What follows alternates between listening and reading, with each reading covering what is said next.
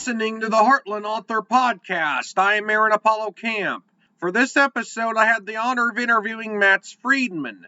Max is the son of Holocaust survivors and the author of the nonfiction book Painful Joy, a Holocaust Family Memoir, which is about Max's parents. I'm here with Max Friedman, who is the author of Painful Joy, a Holocaust Family Memoir. Max, welcome to the Heartland Author Podcast. Thanks. Good to be here. Now, feel free to introduce yourself to our listeners. Sure. I'm 72 years old. I can't believe it myself.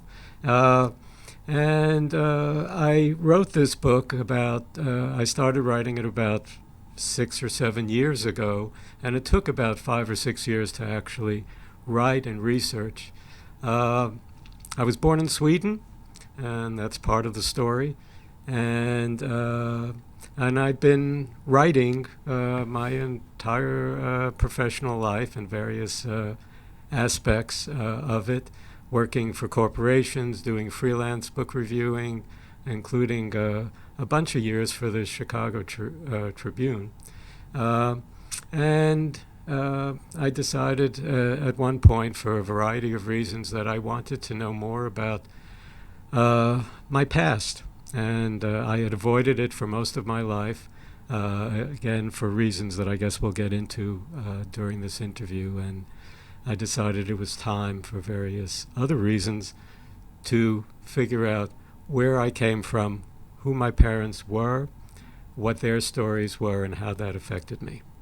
Now, is the photo that forms part of the book cover of Painful Joy a photo of your parents?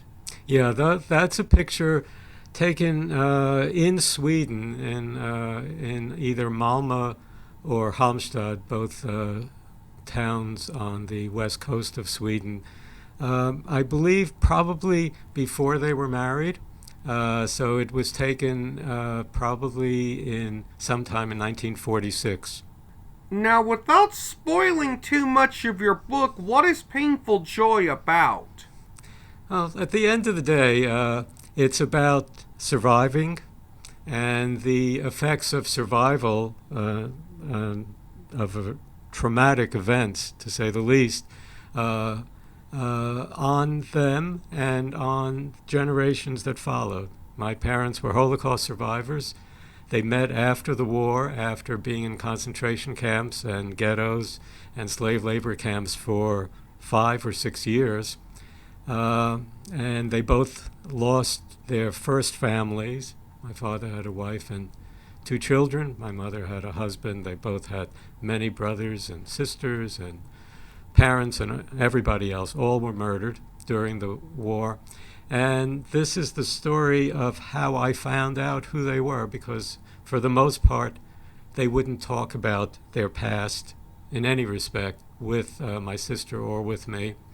They met after the war in a aliens camp, as it was called, in Sweden, after their liberation from Bergen-Belsen. And we were born there and then emigrated to the United States afterwards. And this is what happened to them from the time that when they were born, through the Holocaust years, and then the effects of what happened to them on my sister and me, and even the rest of their lives. Now, how emotionally difficult was it for you to research the history of your family? Yeah, it was very difficult. I mean, I think one of the reasons why I avoided it was that it was emotionally difficult for me, and to try to talk to them about it while they were alive was also very difficult for them. My father spoke about his past, including the war years, but any other part of his past, for just 20 minutes of his life with me when I was 20 years old. And my sister and I decided it was too painful for them to talk about it, so we wouldn't, and so therefore we wouldn't know anything. And the journey to Poland, to Germany, to Israel, to Sweden, that my wife and I took to help research the book, was a difficult one. It was going into the past. It was going to concentration camps. It was meeting people, not who one person who actually knew them in the 1940s, and going to places that brought back memories, not for me, but for what they had endured, and so it was a very difficult book. And as my publisher said to me when I said, why didn't I have too many sales this week? She said, it's not a beach read. So it's not a beach read. Now, the publisher of your book is an entity called Amsterdam Publishers. Is Amsterdam Publishers a vanity press, a small traditional publisher, or an imprint of a major traditional publisher? No, it's a small independent publisher. It is located. The woman who started it is in the Netherlands, and she about 10 years ago decided that it was important to tell these stories about the Holocaust, and that it wasn't happening as much as she thought. So she sort of opened up the publishing house to try to do that primarily, and so she takes about 10% of the manuscripts that are submitted, and is a regular publisher. I mean, the book is available on Amazon, and it was edited professionally and designed professionally, and she has about 80 or 90 books in print right now. If there's one thing that you hope that readers take away from Painful Joy, what is that? I think it's a greater sense of empathy about what people endure and manage to survive through, but also about the effects that it has on them and on their families. So I wanted to introduce two strangers, and it becomes sort of a journey of me and the reader connecting with these two individuals, learning who they are, their upbringing, their past, the world around them at the time that they were growing up, the challenges they faced, and then the horrible things that happened to them and to their families, and to go away from that with a better sense of what do people do to survive, and how do you survive, and what happens when you survive, what are the side effects of survival, and feel for them, feel for people like them who go through existential challenges and come out the other side. Now, do you plan on writing another book or more books? I don't know. A thought occurred to me, which was this is a book that is both heartbreaking and heartwarming in some respects. At least that's what people have told me and have written in comments on Amazon. And it occurred to me that perhaps it would be an interesting idea to take a fictional version of this story and see what happens to two similar people as my parents, but to have a happy ending, in a sense. So it would be a fictional book of following them, taking the path that they might have taken if their first families survived with them. And that's sort of a dim hope of what I'd like to try to do if I could manage. Now, your first book was published after your 70th birthday. What advice do you have for people who are older than your typical debut author, who's maybe someone like in their teens, their 20s, their 30s, but want to write books, but they view themselves as too old to become a first, like someone in like their 50s or older? Right. I think everybody has stories inside of them. We all do. Some of them perhaps we don't want to share or can't share, or we don't feel that we have the sort of technical skills to do it, or even know where to begin. But I think if you're just writing, just for yourself, it's a great opportunity to put down on paper for your own family what the past was like if you're going to do this kind of book. So I think it actually is an exciting adventure. And I think anybody who has the time and energy and has even the slightest inclination should start just jotting things down and talking into a tape recorder. And I think their families, if they're doing this kind of book, would appreciate it. And I think it would give their brains quite an exercise.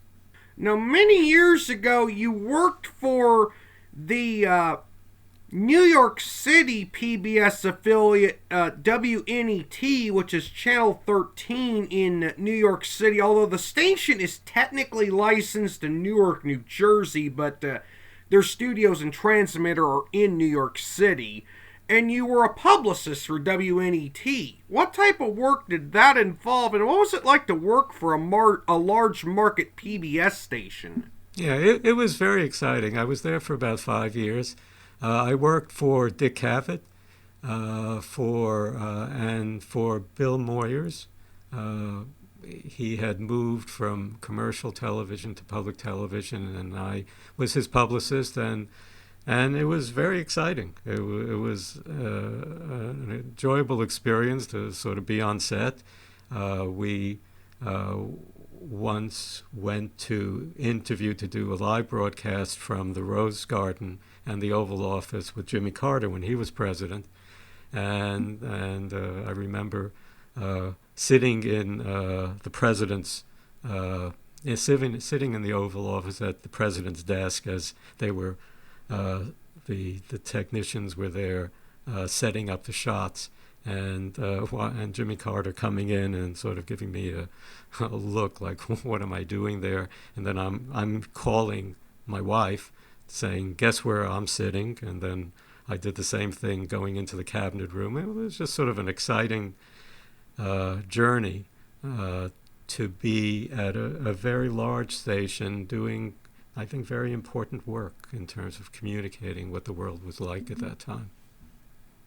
Now, you didn't smoke marijuana in the Oval Office, did you?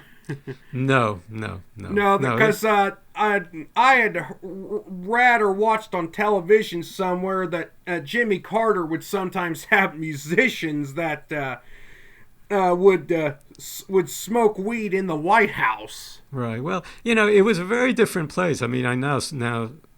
We all know how security conscious things are now, and how everybody is sort of terrified about everything, and how many security checks take place if you were to go to a place like the White House or certainly the Oval Office. And in those days, it was actually quite different. I mean, you walked in through the West Wing, through the press entrance. When we were setting up for the interview, we had a staff photographer there, and he brought a big suitcase of lenses and all this other stuff. And a Secret Service guy came over to him in the Oval Office again and just said, how long have you had this suitcase with you? And he said, this is what I use. Has it been in your possession all day today and yesterday? Oh, yeah, for sure. He said, and when you open it and look at it, there's nothing amiss? No, there isn't. Great. That was the security check. Well, Matt's, that was my final question, and I thank you for appearing on the Heartland Author Podcast. Sure, my pleasure. Take care. If anyone tells you that you're too old to write your first book, you're never too old to write your first book. This is Aaron Apollo Camp reminding y'all to write your imagination. Bye for now.